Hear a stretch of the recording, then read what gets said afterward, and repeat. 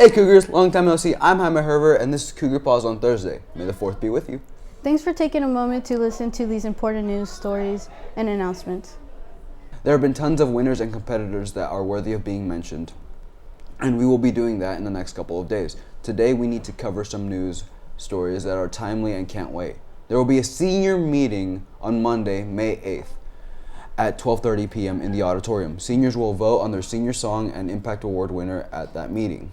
You will also be given information about prom and the prom slideshow, and how to vote for senior most. Other valuable graduation information will be covered. Don't miss this one. Prom tickets are still being sold by Mr. Boston in room 243. They are still $75. The price will go up to $100 this Monday, so buy your tickets today and tomorrow for the best prices.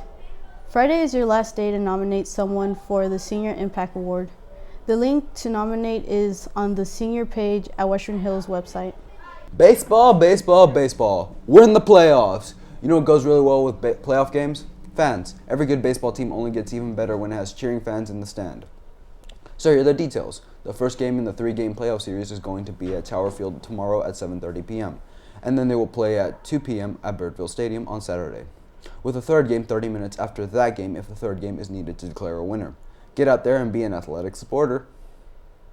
Seniors, and we meet every graduating senior. Please go by and see Mr. Jeff Johnson in room 244 to make sure he knows how to properly pronounce your name. Mr. Johnson does a very good job at graduations when he announces the names of our seniors. He does it so well because he takes the time to meet with you about how you want your name to be pronounced. That's Mr. Johnson in room 244. Are you planning to play a sport next year? If so, you need a physical. Doc Amon will help you get a free physical. The first thing you need to do is go by and pick up a physical form from Doc in room 311. That's the athletic training room outside near the field house. Then you'll need to completely fill out the form and have your parents sign it before returning it to Doc.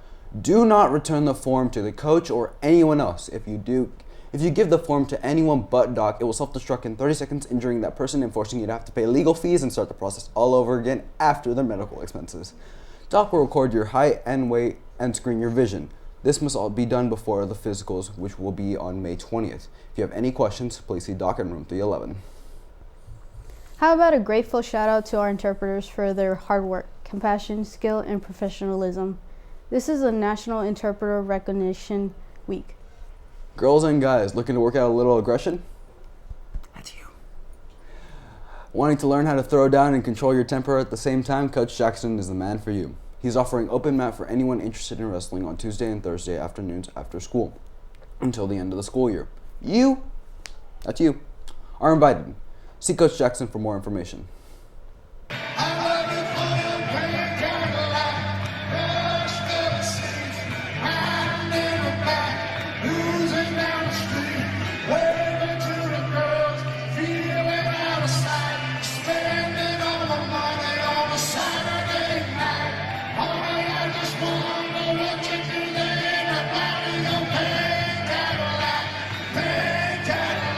On this day in 1984, New Jersey rocker Bruce Springsteen released Pink Cadillac as a B-side to Dancing in the Dark, which became the first and biggest hit single of Born in the USA, the best-selling album of his career.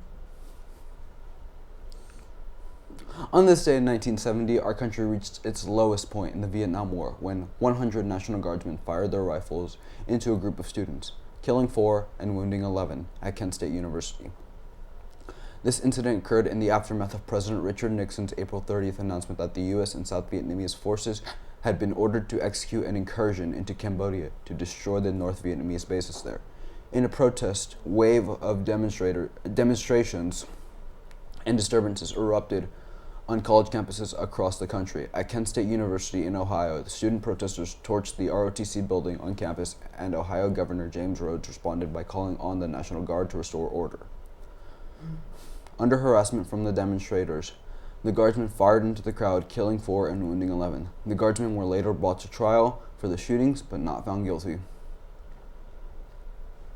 And that is today in history and the close for our broadcast. For Cougar Pause, I'm Jaime Herbert. And for CBN, I'm Laura San Juan, wishing you a good day and some good news.